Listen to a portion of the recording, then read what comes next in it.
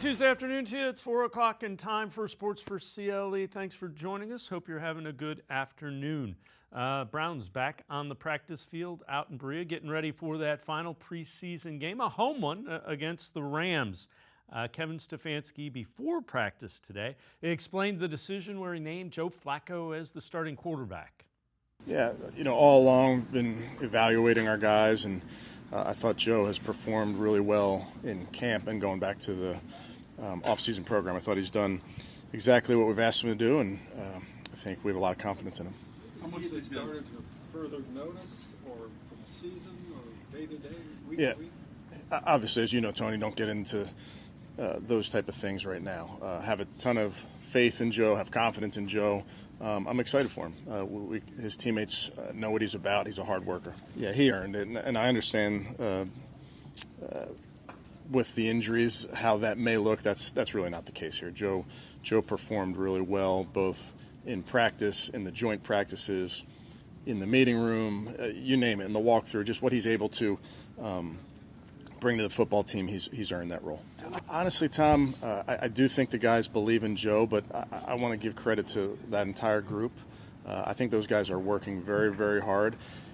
We have a standard for that position, regardless of who's in there. Practice, games, how we operate, what we believe in. We have a very, very high standard. Obviously, Joe, having done it at a high level, has done it here as well. That lends itself to confidence in himself and confidence from his teammates. Again, Kevin Stefanski naming Joe Flacco the starter for Week 1, not going down the road beyond Week 1. Longtime Browns beat reporter Tony Grossi, his thoughts on the announcement of Flacco as the starter. The announcement that the Browns made today was very curious to me. Because nowhere in the announcement did they say Flacco's the starting quarterback for the season. Right. They say for the opener. That stuck out to me. I think it's intentionally vague. There's no quote from the coach clarifying it. We'll get some clarification tomorrow, and I'm really interested to hear what he says to that. I think they're leaving the door open for Pickett to make a belated run at Flacco's job after the Week 1. And again, it was Tony Grossi who asked the follow-up question about, is it starter Week 1? Is it for the season? Is it till further notice? And again, Kevin Stefanski didn't want to go down that road. So we'll see. Got to play well. I guess that's the answer. The quarterback has to play well to keep his job. The Browns announced the signing of Isaiah Bond out of Texas yesterday. Bond spent his last year at Texas. Before that, a couple years at Alabama. He talked about Jerry Jeudy, who also played at Alabama, and the type of receiver Bond is. But like I said, Jerry Jeudy and me definitely connected when we got here. I think any young receiver is definitely going to go into that veteran guy in the room and say what's up. Just to introduce myself. Like I said, Jerry Jeudy's an amazing athlete, amazing receiver, and that's definitely the guy I'm going to take from while I'm here. A lot of receivers that are known as speedsters don't necessarily, have a well-rounded game just in terms of being a receiver. Mm-hmm. So, what about you? Makes you more than just a fast guy? Yeah, I think if you actually turn on the tape and watch the highlights, instead of just the highlights, watch the film, you would see I'm a complete receiver. I know how to run the whole route here. I'm not just a fast guy. I'm not just catching screens. If you watch the plays, even when I'm not catching the ball, I get open a lot. So I could just say I'm a very complete receiver. And like I said, I'm ready to bring my talents to the field. Isaiah, are you going to have to ease in at all? Are you going to be practicing right away? Kind of what's your workload look like in the first few days here? Yes, sir. I'm practicing today. And Isaiah Bond was on the field practicing today. Some news from out in Berea. Denzel Ward left practice today. Shoulder, hand, arm type of injury. No update on the severity of it. Just left with trainers. Went inside in Berea. So we'll continue to monitor that and hopefully have an update. Plenty of Browns talk ahead. Jeff Lloyd up first. We'll also hear from Jared Mueller from Dawgs by Nature. Let's turn our attention to the Guardians. Opened up a 3-game series against Arizona, against the Diamondbacks in Arizona. And Kevin Williams got the start going against Zach Gallen for the Diamondbacks. And Williams was pretty good. Williams went 5 1/3 innings, 4 hits, no earned runs, 1 walk, 5 strikeouts, so a good start from Gavin Williams through 99 pitches, could only get through 5 1/3. Second inning, C.J. Kapus, and that one's not coming back. Solo home run to right center-ish. Kapus gives the Guardians a 1-0 lead. Still 1-0. Fifth inning, Brian Rocchio continues to hit since he came back from Columbus. That one's a 2-run shot over the fence out in right center. The Guardians hang on to win it. 3-1 is the final. The Guardians now 3 games out of the wild card spot, and all 3 teams that are in the wild card have the same record now. So Mariners, Red Sox, and Yankees all tied for the wild card, all 3 games ahead of the Guardians. Tanner Bybee scheduled to take the mound tonight against Eduardo Rodriguez, Game 2 of the series in Arizona against the Diamondbacks. Jeff Lloyd is up first. We're talking Browns on Sports for CLE. Want to remind you, high school football starts in a couple days, Friday. And Friday Night Huddle on Rock Entertainment is the place to go for all the scores and highlights from across Ohio. Join legendary head coach Chuck Cowell and I on Friday Night Huddle, 9:30 to 10:30 Friday nights, Rock Entertainment Sports Network. Take your phone calls, have all the scores, highlights, and analysis from high school football from across the state. Friday Night Huddle, 9:30 on Rock Entertainment Sports Network. Head to watchrockentertainmentsports.com, watchrockentertainmentsports.com for channel and program information. You got so much to do, it's got you feeling blue. Put a little flag in your day, 'cause it's fun all over the state, so come on. Great games wait for you and me, the Ohio Lottery. Put a little flag in your day, put a little flag in your day.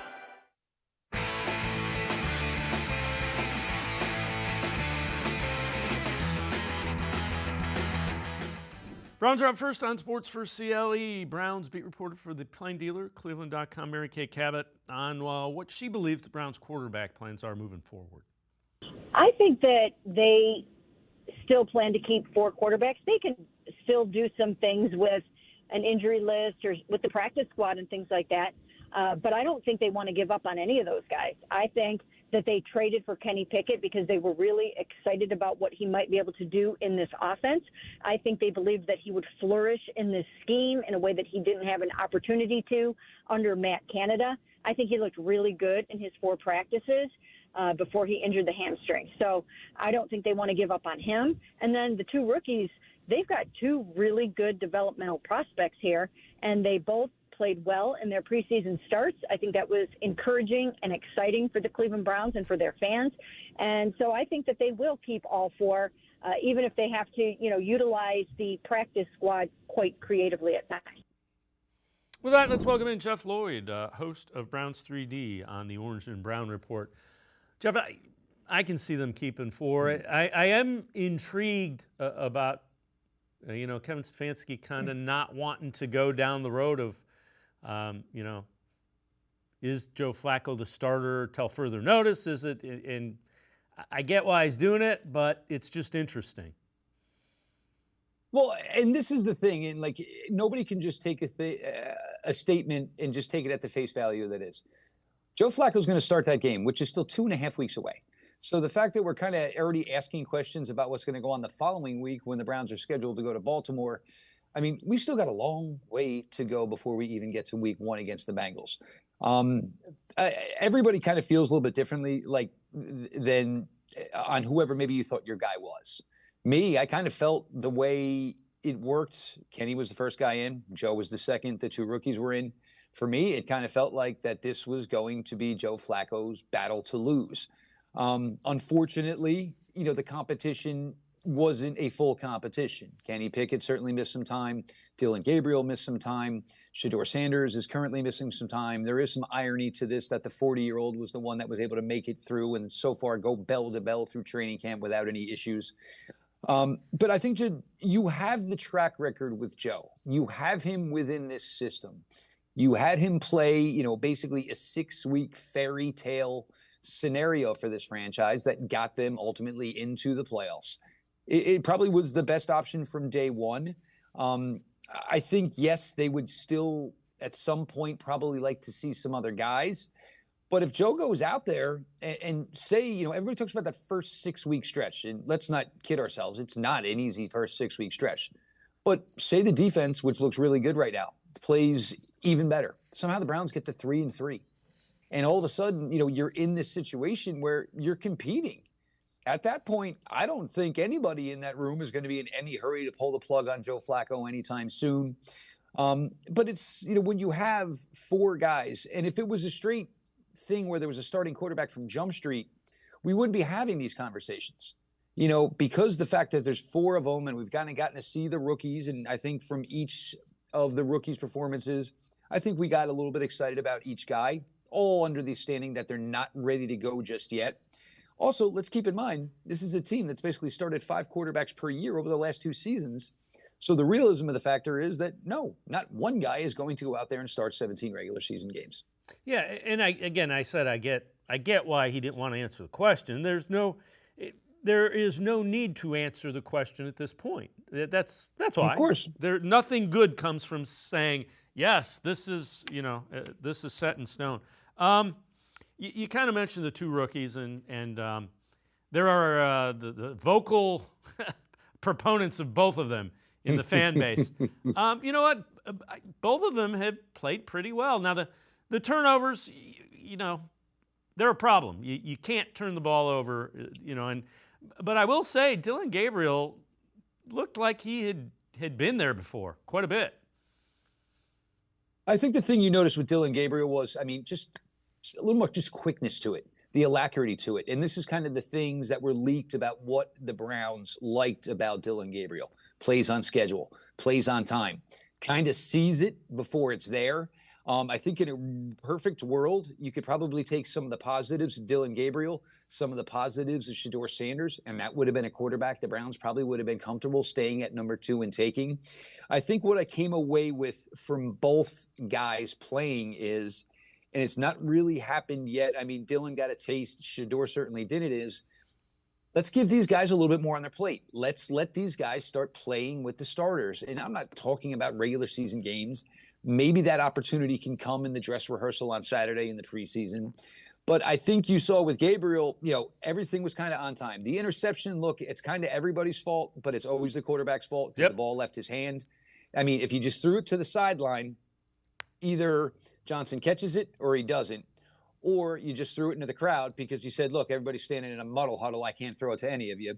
The fumble, look, yes, it was Gabriel's fault, but when you have these kids who basically in their lives never lined up under center, it's going to take a little while to grow into it. The footwork, it was kind of obvious. Dan Orlovsky from ESPN did a great breakdown. There's midline, which basically opens you up straight, basically 50-50 from when you take the snap. Gabriel overcorrected and was too far to the side, which made for a longer reach to the handoff. There was a still picture of Pierre Strong looking at Dillon Gabriel, and you could tell just from the picture that basically Strong was looking at Gabriel like, I think that was on you. But overall, I thought he played really well.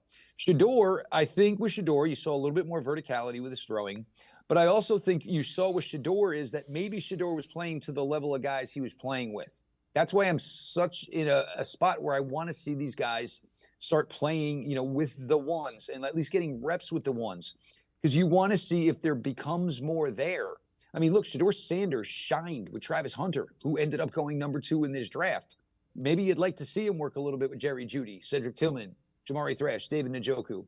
All things you certainly want to consider. But I thought the rookies showed really, really well. The issue is going to be how much time can you commit to them, and if any, for Sanders on Saturday against the Rams. Because then, none of us are really going to kind of have an idea of development, because once we get into regular season and regular season practices, one thing we're not going to hear much of or certainly see much of is the possible number 2, possible number 3, possible number 4 quarterbacks. At least we hope not. If we do, you might be on your way to another 3-4 win season. What have you thought about the offensive line and how they've played? Well, look, I think, with these starters, we haven't seen much. We've seen DeJuan Jones, and I think it was a smart thing to get DeJuan out there. Look, he left tackle has just never been his position. I think they are ready to give him this opportunity. I think they're also rewarding DeJuan for all the effort that was put in during the offseason. You know, weight has certainly been an issue for DeJuan. For a guy who was almost 6'10" tall, it's kind of understandable. He didn't show that great on Saturday, but you put him in, and then you put him in, obviously, with the likes of what should hopefully be a good offensive line that should maybe get a little bit back to what they were in 2023, 2022.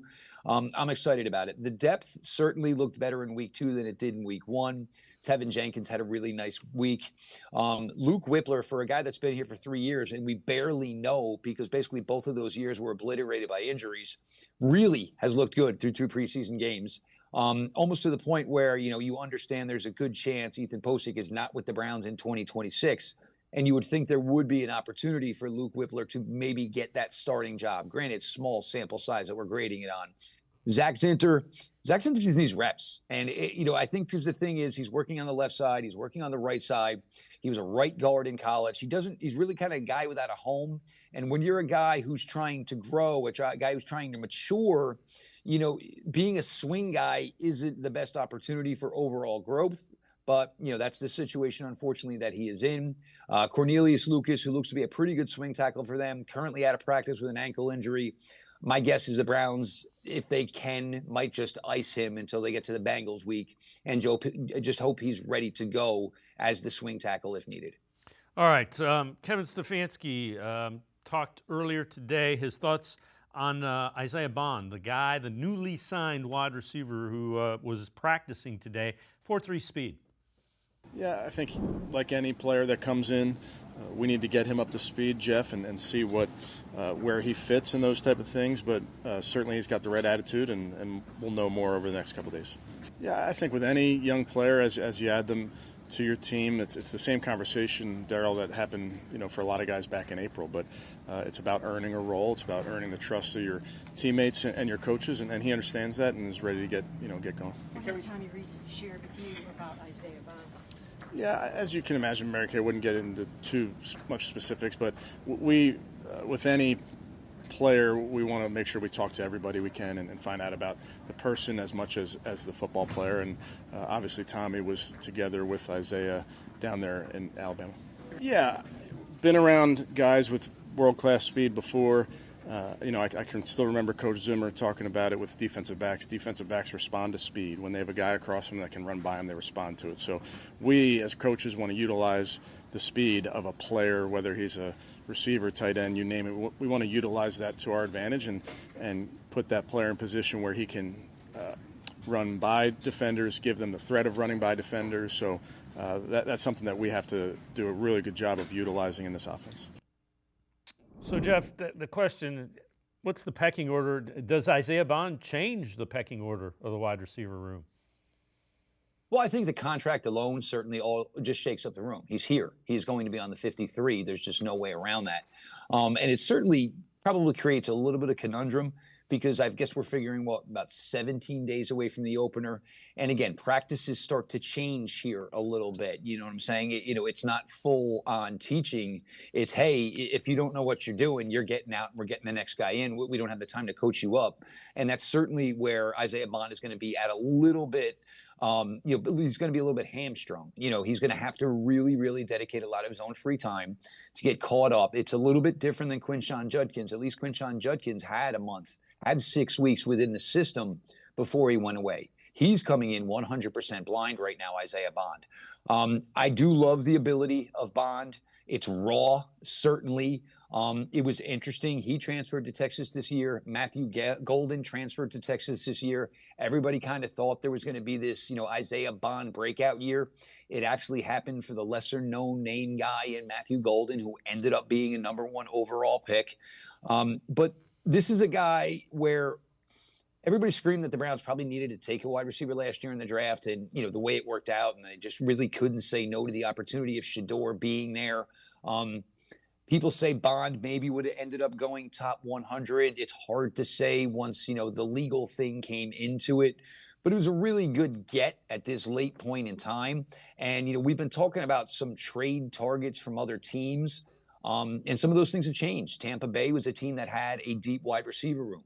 Well, with Godwin and with McMillan in his second year, both of those guys are injured. Tampa Bay might not be in a rush to move a receiver anytime soon. So that may be an opportunity that kind of fizzled up. It was a really good opportunity. I know some people mentioned Bond as a return man. In college, he had 2 punt returns. In high school, he had 5 returns, period. So I'm not sure he really factors in that way. But when you get a guy sub 4.3, can do some things, run some deep routes from the slot, can play from the outside, certainly an interesting guy to get at this point. The question is going to be how the rest of that room shapes out. Has Deontay Johnson done enough to stick around? Are they comfortable with DeAndre Carter just being a return man? I mean, we're talking about a guy who's 32 years old.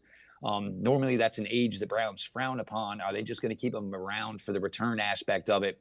But some of these kids have been working really hard. Lavar Dane, Caden Davis, they have one more week, one more Saturday to prove themselves. But I think the Browns are probably significantly solid at 5 wide receivers at this point. The battle's probably going to be for who's going to end up with that 6th spot.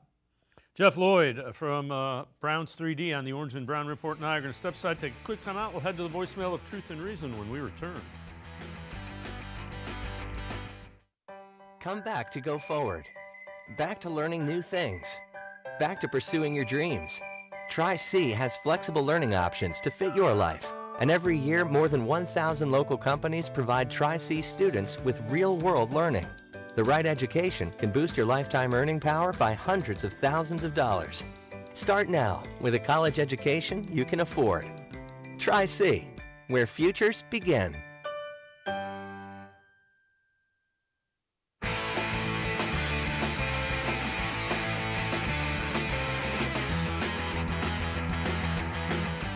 We continue talking Browns with Jeff Lloyd, host of Browns 3D on the Orange and Brown Report. Let's head to the voicemail of Truth and Reason. Hey, Dave, Brent from Cleveland. Couple things for you. Myles Garrett gets a speeding ticket. He's supposed to be the leader of the team. I guess he's leading by example. Shador got him one. Number 2, I got to call out the barbershop guy, Garrett. Weeks ago, he said, the games ain't won in the trenches no more. You got to have a high-flying offense. Now, I watched the show last week we was on. He said the game's won in the trenches, so he needs to make up his mind. And number 3, we should change the name of the team from the Cleveland Browns to the Cleveland Jailblazers. Everybody's in trouble on this team, seems like. All right, I love you, brother. You and the family be safe as always. God bless you, and talk to you soon. As always, appreciate all of the voicemails. Jeff, when it happens as frequently as it has with the Browns, I understand a segment of the fan base is kind of done with it. The other thing is, the guys that have been in trouble, minus Myles Garrett with the ticket, haven't produced. You're taking chances and you're not getting any reward for it, is by and large what's been happening. And I think that's what really pisses off the fan base. Look, every fan within their heart and within their soul, I think you hit a certain age and where you mature and, your morals start to, become a little more concrete. But still part of you is a fan at heart. And you want to know, hey, if I got to take the black eye and it helps my team win and the black eye is going to go away. But I think that's a lot of the fact. I mean, you go to the biggest gamble, obviously the quarterback. It turned out to be, just absolutely disastrous. His play, in the time he's been with this team, he has been the poorest performing quarterback that has ever played for them in that time. And we're talking about, 8, 9, 10 guys that played quarterback in the last 3 years. Malik McDowell, a couple of years ago, that was actually one that looked like he was working. And then all of a sudden the season ended and Malik McDowell, who was doing well within the structure of the season, being around teammates, and then all of a sudden when the season was over, things fell apart for him again. And I think that's the part, for fans. And I think, a lot of them are just kind of getting tired of it. And it certainly runs so hot and so cold as far as the way the national view becomes on this franchise. When they're good, everybody kind of shuts up about things and they give them their due. But when there's a little tiniest bit of slip-ups or whatever, the people pull out the harpoons and just attack this franchise and this fan base. I think Browns fans would be happy with just basically being, a 10-7 team year in, year out, as opposed to, coming not even close to making the playoffs and being the butt of a lot of people's jokes. Yeah, and the other thing is it's not a Browns only situation, but Browns fans follow this team. So again, I get it. I get it. All right, Joe Flacco named the starting quarterback yesterday. Met with the media today. Talked about where he feels this Browns offense is at right now. I think we all feel pretty good. Now it's like, listen, you only get a certain amount of reps out there, and I think we've made the most of it. And I think that's every team in the league to a certain extent. I think the good thing about this week is we kind of get to put ourselves through a little bit of a game plan and kind of simulate what we would be doing during the year. And I think that's going to give everybody that extra confidence to take that next step. It truly is a team sport for a reason. And on offense, everybody needs to be on top of all their shifts, all their motions, all their post-game, all their post-snap, changes and all that. And if one guy happens to be a little bit off, then the play doesn't work. And I think it's always it always takes a little bit of time to get all 11 guys operating on full cylinder, especially when you're rotating a bunch of guys in during training camp and you have a bunch of guys taking reps. It's just it just makes it even a little bit harder. And Jeff, Joe Flacco said he expects to play in the final third preseason game. We'll see if that happens. What do you want to see? I mean, by all accounts, that joint practice against the Eagles, the second one, they strung together some really good red zone work against the Eagles. I think the thing for me with joint practices is I don't necessarily want to hear from the Cleveland Browns beat. I want to hear from the opposing team's beat. Yep. And I think what you heard from the Philadelphia Eagles beat writers there was one that said, I think Myles Garrett had 20 sacks in 2 days. And then, kind of talking about the offense. So I think you kind of get a little bit more of an outsider opinion. And normally they're trying to pump up their own product, not necessarily trying to bump up the opposition. But I think that was the case that the Browns showed that well in Philadelphia.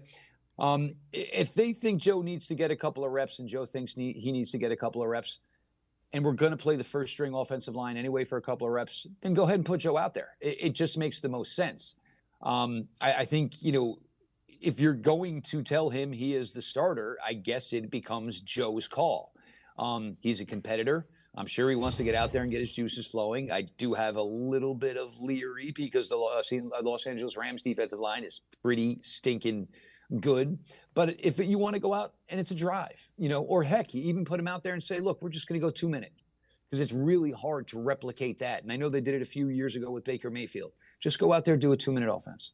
You know what I'm saying? Oh, all right, we got a field goal. That's good enough. You guys are good to go. Everybody's ready for 1st and 10 in your normal drives. So we're looking forward, to what comes of it Saturday. But, if they think Joe needs to play and Joe thinks he needs to play, then go ahead and go with it. I mean, hope, you pray nothing bad happens, obviously. But, if Joe thinks he needs to work, let's go out there and get a little work. What do you think of the defensive line? I mean, even in the preseason games, the guys that are like fighting for roster spots are making plays and really getting in the backfield regularly. There was a guy who, it was in the fourth quarter. I think he got here on Wednesday. And I mean, he had he had Leo a Titus. hurry. Yeah, Leo Yeah, Titus. absolutely. Yeah. And everybody was scrambling. I mean, I think everybody forgot that it came across the screen, that he was brought in. I think they're way deeper than, they're going to be able to keep. And obviously that is a really, really good scenario. You talk about a veteran like Shelby Harris, who's been a great player in this league for a very long time. Depending on when Mike Hall is available, I'm not necessarily sure the Browns have a spot for Shelby Harris, who's been a pretty solid, proven guy in this league for a very long time. You certainly are going to keep Mason Graham. You're certainly going to keep Juwan Briggs. You're certainly going to keep Mike Hall. You have, the free agent that you brought in, who you seem to really like a lot as well. There's just a lot going on, of course, for this Malik Collins, for this defensive line. Edge, whether it's Miles, of course. Isaiah McGuire just looks like a physically different guy here in year 3. Another guy who looks like he's committed to the weight room more and more and reshaping his body. Alex Wright, they play him a lot on the inside, but technically he's listed as an edge. I'm assuming Joe Tryon-Shoyinka is going to be here. He was the one free agent they went after. After that, it's Cameron Thomas, Julian Okwara, who's actually had a couple of nice hits here to this point. A lot of nice options. And unfortunately for the Browns, it's probably going to be 10 guys they can keep. But, Jim Schwartz probably should have his best front four in his time here with Cleveland as a defense coordinator. Jeff Lloyd, host of Browns 3D on the Orange and Brown Report, is always great stuff. Appreciate the time and the insight. Thanks very much, Jeff. 1 week to go, and then it all gets crazy. Looking forward to it. Jeff Lloyd, make sure you check him out. Always really good stuff. Browns 3D on the Orange and Brown Report. We're going to step aside, take a quick time out. Jared Mueller from Dawgs by Nature up next. We're still talking Browns. Stay with us.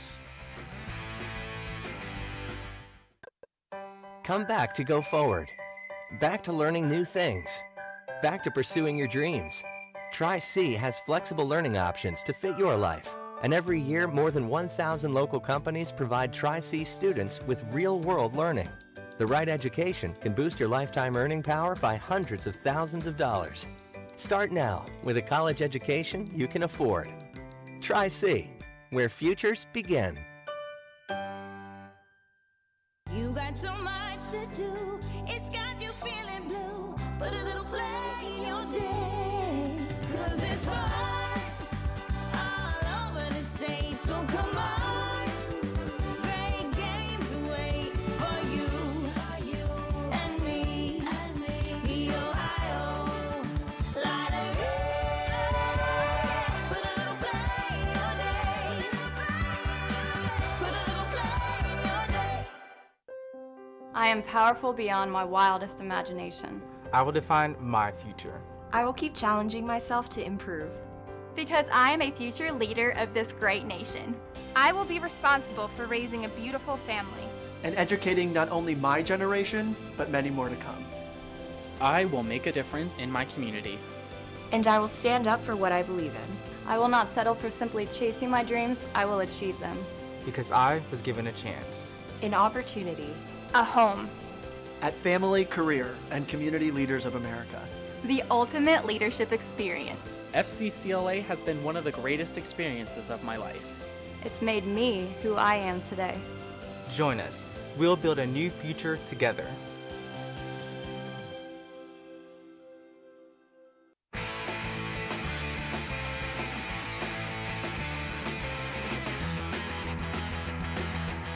We continue talking Browns on Sports4CLE. Let's head back to the voicemail of Truth and Reason. Hey, what's up, Dave? It's Taylor from Columbus. I wanted to get your opinion on Caden Davis. From what I've seen in the 2 preseason games, this guy has done nothing but balled out. And from the video that I see from training camp, he's also making plays. So it doesn't seem like he's getting the clout, if you will, or he's being talked about as enough as he probably should be, because he's earned everything that he's done so far. And I wanted to get your opinion on Pierre Strong. On the previous preseason game, Pierre Strong rushed for almost 100 yards. And almost every time I've seen him in live action games, he's always done well. So it seems like the Browns have a reason for not playing him, and maybe you can help us figure out why. Thanks, man. As always, appreciate all the voicemails. Let's welcome in Jared Mueller from Dawgs by Nature. So, Jared, Caden Davis, there's 3 or 4 guys, Gage Larvidan, Caden Davis, who all have been making plays. And Pierre Strong, he does special teams and he plays special teams. I'm just wondering what kind of runner he is. Might be a little redundant with Dylan Sampson, who they just took as a draft pick. Yeah, and he has some concerns with fumbles and some pass protection stuff that I think is easy to minimize when we start talking about players, because, you know, he did run for this many yards during preseason. He does look explosive. But the reality is like you said, Dylan Sampson is someone they invested in, probably is that kind of duplicate back. They get Quinshon Judkins, which I know we may talk about here in a second. They get Quinshon Judkins into place, Jerome Ford. You start to fill up that room really, really quickly, especially like you talked about with Caden Davis, or Gage or any of those guys. The wide receiver rooms has filled up pretty quickly as well with guys you kind of want to keep. With Davis, I think it's important to always remember, last year was a great example. Austin Watkins, couldn't cut him, needed him, star of preseason. Cut him, didn't do anything, still isn't doing anything. There's a reason these guys, Caden Davis has been around a little bit. Larvidan just got into the league, so probably more likely to try to keep him and hope maybe they get Davis to the practice squad. Yeah, and I would pay attention to special teams in the third preseason game, because if they're looking for a reason to keep one of those guys, and potentially, Carter is a guy that's only a returner. If you start seeing Larvidan and Caden Davis and other guys going back for returns, that will figure into the equation. You mentioned Judkins. It sounds like they're not real close to signing him. Yeah, Adam Schefter came out with a report yesterday, and I think it's telling that Isaiah Bond, who was never with the team, all of a sudden is signed. And his legal process kind of played out the exact same time that Quinshon Judkins did, and Judkins is not signed yet. So I think that's really telling that there is just some issues there when it comes to what kind of language the agents want in the contract and what kind of language the Browns want in the contract. Overly simplified, an off-the-field issue, a suspension, tends to void all the guarantees in a contract. Now, that doesn't mean the player can't get them.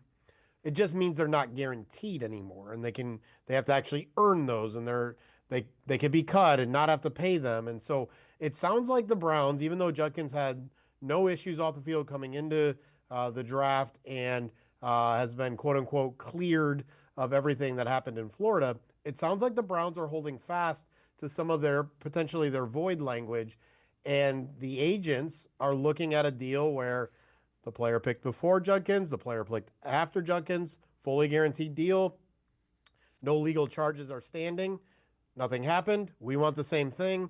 Browns seem to be pushing back on that.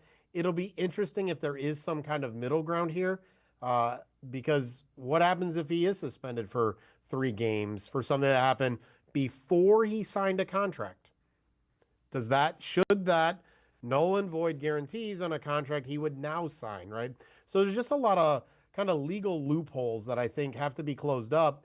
And it sounds like from Schefter's report that Judkins' agent is willing to wait until the NFL rules, and we never know when that's going to be. Yeah, and just to reinforce, because the legal matter went away, the NFL can come back and still suspend them for 3, 4, 5, 6 games. And they have done that before. All right, let's. Joe Flacco asked about being named starting quarterback with his media availability today. When did you kind of know that you were going to get named the starter? When Kevin told me. I mean, I don't know. Like I said, you keep your head down and you just try to do your best, and felt like I was having a good camp with the reps that I was given, and that's all you can do. Joe, I know we've done this a million times, but are there extra emotions attached to, now you're 40 and it's been a couple of years since you've been the week 1 guy for anybody? Yeah.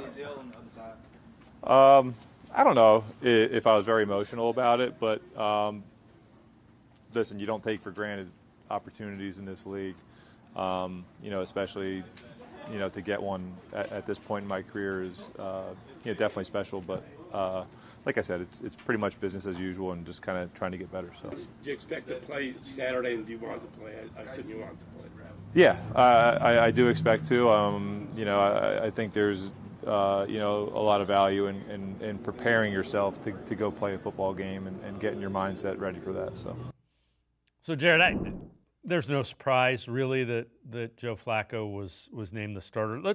You've written an article and you're taking a look at. We'll do the offense, some of the depth charts. With quarterback, you've got Flacco as the starter, Dylan Gabriel, Shedeur Sanders as the backups. What are your thoughts there with Kenny Pickett? I think Kenny Pickett's really the variable. Obviously, last year they started with 4 quarterbacks, and then Huntley was cut a couple days later. He's really a variable, right? He got out there in 11 on 11s today. Is he okay? Does he get hurt again? And I say hurt again. Is he someone who they want to keep 4 and see what happens, but then they're going to risk, not having that 6th receiver? I just think Kenny Pickett, he probably was the guy they wanted to and planned to have as the starter coming into everything, and then he just didn't have a chance. And so at this point in time, you can't risk Gabriel or Sanders. Pickett, on the other hand, listen, everything is already spent. So are you going to cut him, let somebody else, pick him up? Do you trade him? I think the options are out there. I think this week is going to be really important for Pickett for his future, not just this year, but kind of going forward. Can he prove some of the things that had the Browns thinking he could be their starter this year? All right, running back, Judkins, we'll see when he ends up in there. Sampson, Ford, and Amani Marshall. Take us through the thought behind, Marshall potentially unseating Pierre Strong. With Marshall, you have somebody who is willing to run through the tackles a little bit differently. Sampson and Ford are your receiving backs. They're a little bit more your big play backs. And so, especially if Judkins doesn't sign, having someone like Marshall, I think, makes more sense than Pierre Strong, who's a thinner, smaller back. He's a bounce it outside guy. Some of those inside zone runs really set up for someone like Marshall. And I think they want to build a little bit younger. And they really do believe in some of the younger guys that they brought in. And so if they're going to choose between Pierre Strong, who's now on his second team and really hasn't been impactful on either of the teams he's been on, or someone like Marshall, I think that's really the guy they're going to go with. All right, so wide receivers, Judy Tillman, Jamari Thrash, DeAndre Carter, mainly a return guy, Larvadan, and Isaiah Bond. Your thoughts through there? No Deontay Johnson on this one. Yeah, there's just been enough on film with Deontay Johnson that has me concerned with where he is and his focus, his effort, his detail orientation. Kevin Stefanski can put up with a lot of things. Those details are not one of them. It also is important to note that DeAndre Carter has not seen the field in the first two preseason games.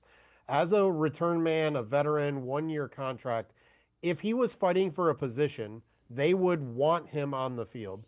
He would want to be on the field. And so the fact that they didn't play him his first two preseason games tells me he is locked into that position. That doesn't mean he's locked into that position for the entire season, those kind of things. But they have to win in the margins this year. And return game, turning a 2-yard gain into an 8-yard gain, knowing when to fair catch, when to let it go over your head, those things can sometimes hurt you when you're relying on a younger guy. And the last two spots with Larvadan and Isaiah Bond, who, just to be honest, his contract and when they signed him is locked into a roster spot. You want somebody who you can just trust at that position and see if Larvadan, if he can develop over time. Bond, who hasn't done much returning at all in his any type of his career, see if that's something he can do as well. For now, you want to win the margin game, and in special teams, that's someone like a veteran like Carter. All right, and you had the tight ends as Njoku, Fannin, and Whiteheart. So let's go on to the offensive line. We look at it, and you got the starters, Jones, Bitonio, Posick, Teller, Conklin, then Lucas Zinter, Whippler, Lorenzo, Thompson, and Cone. Thoughts there? Yeah, I think the big one is obviously Tevin Jenkins, who looked very bad in week 1, looked really good in week 2. And so he's someone who has a high kind of draft history, but really didn't play well for Chicago and looked really bad in week 1. And so I think when the Browns are kind of going to go through their process, do they want someone like Cohen, who they brought in last year as an undrafted free agent, someone that I believe should have been drafted around the 4th round last year? And then Lorenzo Thompson has kind of that swing ability. He can play tackle, he can play guard. Or is Tevin Jenkins someone they believe can live up to his draft pedigree? I think it's an interesting group, especially with Lucas. He injured his ankle in week 2 of preseason. And then you have players like Wyatt Teller, Ethan Posick. Depending on how the season goes, even Jack Conklin, they are trade candidates. And so I do think they have to kind of think ahead a little bit on what does this offensive line look like now and what could it look like next year when many of these starters are either set for free agency or possibly going to retire. Jared Mueller from Dawgs by Nature and I are going to step aside, take a quick time out. We'll talk more about the Browns roster when we return on Sports for CLE. Stay with us. You got so much to do, it's got you feeling blue. Put a little flag in your day, 'cause it's fun all over the state. So come on, great games wait for you and me. The Ohio Lottery. Put a little flag in your day.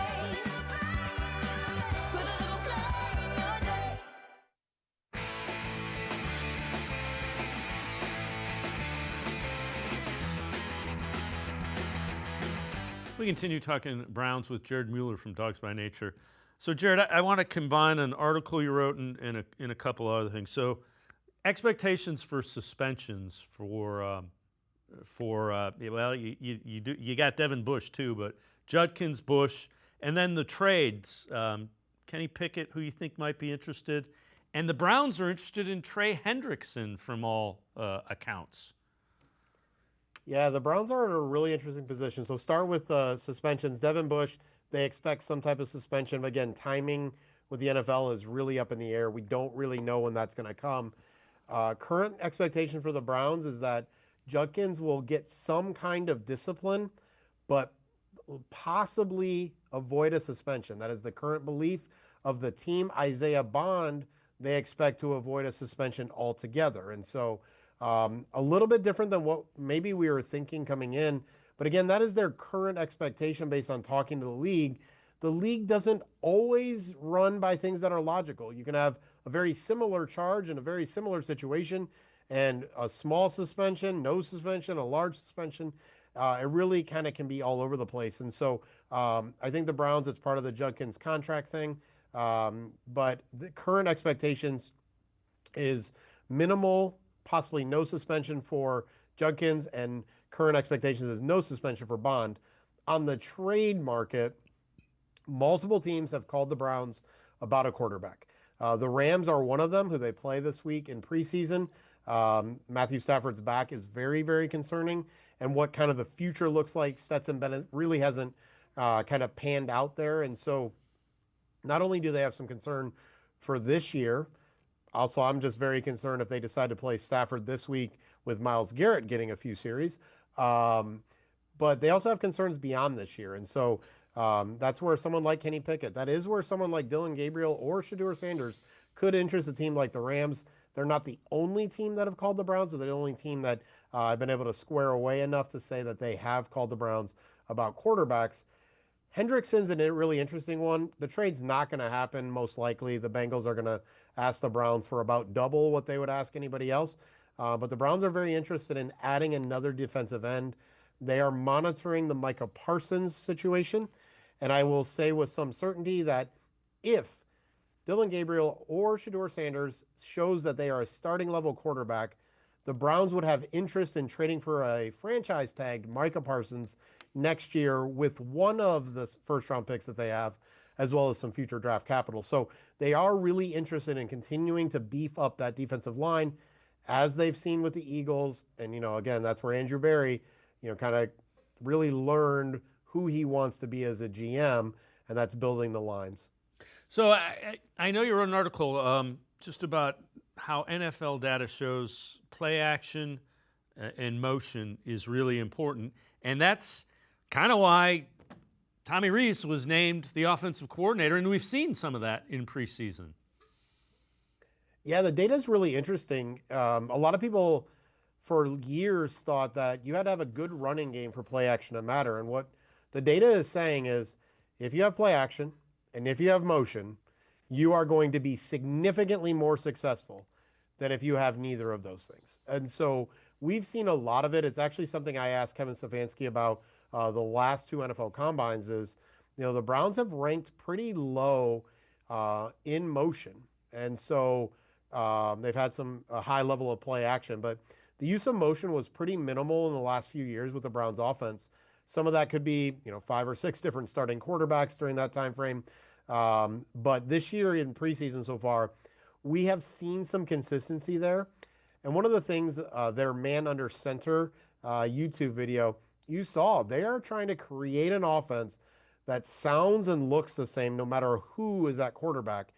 And so unless you're a voice expert, you can't really tell the difference. And some of that's going to help so that motion doesn't turn into illegal motion, right? Doesn't turn into illegal formation, those kind of things. But we know that the data is very clear. Move your players around, use play action, and you are going to be significantly more impactful on the offensive side of the ball, throwing the football. All right, before I let you go, who are fighting for some spots on that bottom of that 53-man roster?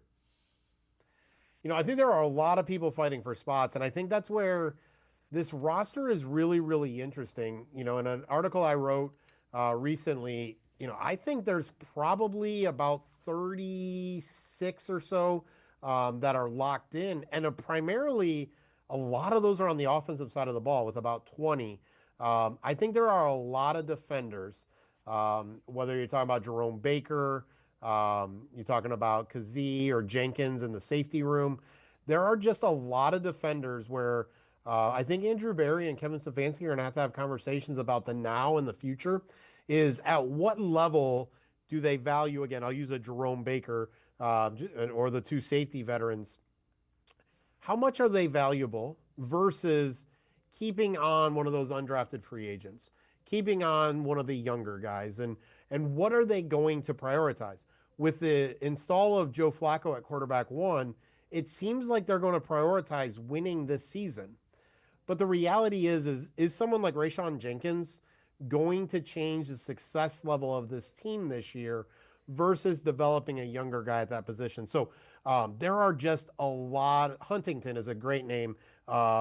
He has made plays on kickoff, and he's a defensive tackle, right? So he's someone I'm looking at to go, I think he's someone who if he gets cut, he's not making it to a practice squad. I think a team that knows they're not going to be very good, that's going to be a player that's going to be picked up really, really quickly. And so I think the Browns are going to have some difficult decisions to make between, to quote the old candy that we used to all love, the now and later is going to be a really difficult conversation between Berry and Stefanski when it comes to this team, literally 1 week from almost an hour ago. Yeah, and you know what? I'd watch the trades because I'm guessing they'll find a way to get something of value. Jared Mueller is always great stuff. Appreciate the time and the insight. Thanks very much, Jared. Absolutely, Dave. Always good to see you, brother. Jared Mueller, make sure you check him out. Great stuff. Dawgs by Nature is where you can find him. We will turn our attention to the Guardians. Paul Hoynes, Guardians beat reporter, straight ahead. Stay with us. Come back to go forward. Back to learning new things. Back to pursuing your dreams. Tri-C has flexible learning options to fit your life. And every year, more than 1,000 local companies provide Tri-C students with real-world learning. The right education can boost your lifetime earning power by hundreds of thousands of dollars. Start now with a college education you can afford. Tri-C, where futures begin.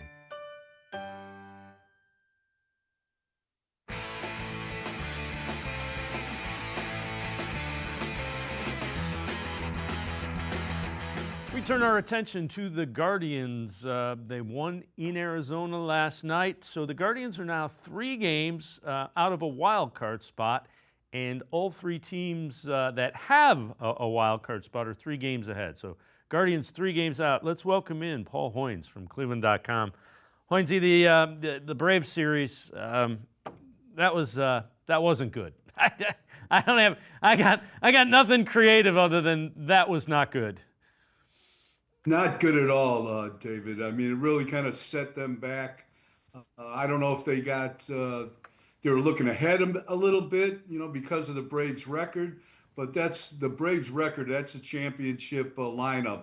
Their pitching might have been hurt in the first half, but they've got a lot of hitters in that lineup, and they showed it over the weekend. Yeah, and it really did. More than anything, they were half game out at the start of that series, and now you're back to 3 and you're running out of time. The only advantage that I think the Guardians have, and tell me if you agree, you're going to be playing Seattle and Boston. There's a stretch of about 18 games where you're going against, teams that are going to be in the playoffs. So if you deserve to be a playoff team, you got to do well in those games. Yeah, their fate is in their own hands right now. Texas has fallen back a little bit. That's where they'll be this weekend. But, they definitely have some big games coming up in the last, 38 games of the season. And they have 6 against Detroit if they can manage to sneak in a little closer to the Tigers. So the guy that I know you wrote an article about, I'm curious. Brian Rocchio had a homer against the Diamondbacks, against Zach Gallen, a pretty good pitcher who struggled this year. What have you seen from him? They sent him down to Columbus. What have you seen since he's come back? I've really liked the way he's played, David. I mean, he came back. He played almost a month at shortstop, his normal position. Then Gabriel Arias came off the IL. They put him back at short, and Rocchio had to move to second. Really hasn't played a whole lot of second base, and you can tell that on different balls that have been hit to him. But I really like the way he swung the bat, and he's really coming around at second base. He's really a good defender. He's got a shortstop arm at second base, so it reminds me a lot of Robbie Alomar, playing second base arm wise. He's really strong arm, and offensively, he's given him some punch at the bottom of the lineup. He's been able to turn that lineup over. Yeah, and the struggles offensively surprised me because he was pretty good in the playoff run, and I thought, okay, take the next step, and then it just didn't happen. Yeah, he had a good spring, and then he comes out of in the regular season, and really, he was hitting what like 165 when they sent him down in May, and he looked like he was completely lost, and he'll admit that.